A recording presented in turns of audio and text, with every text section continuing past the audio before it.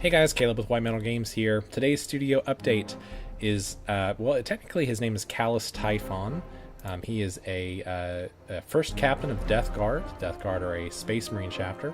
Obviously, they're Nurgle Marines, and essentially, the Nurgle Marines have always been a mainstay of the traditional Plague Marines, as they call them, have been a mainstay of 40k culture.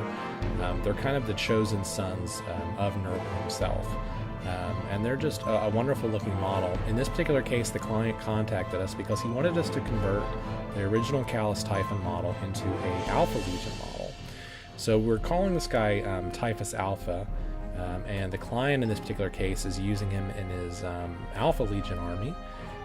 So a couple of the things that we needed to do here was we needed to swap out the shoulder pads with something less Nurgle-y and more Alpha Legion, so we did that by using the Forge World shoulder pads that fit perfectly on this guy.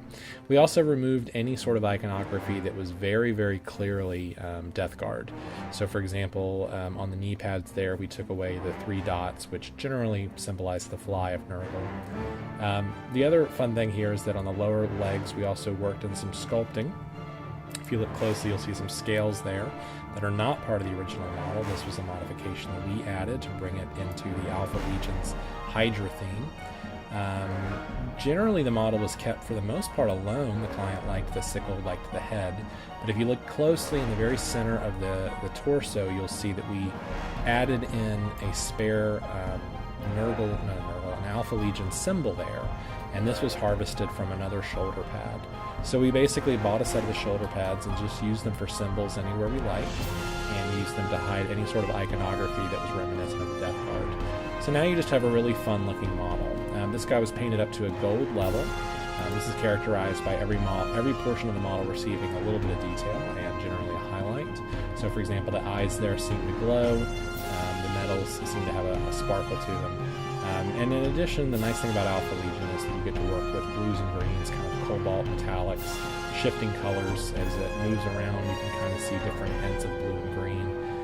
This is sometimes done by color shifting paint, but in this particular case, we just used different true metallics to achieve an overall finish, glazing on the blues to sort of give them that sheen and to really create some nice texture there.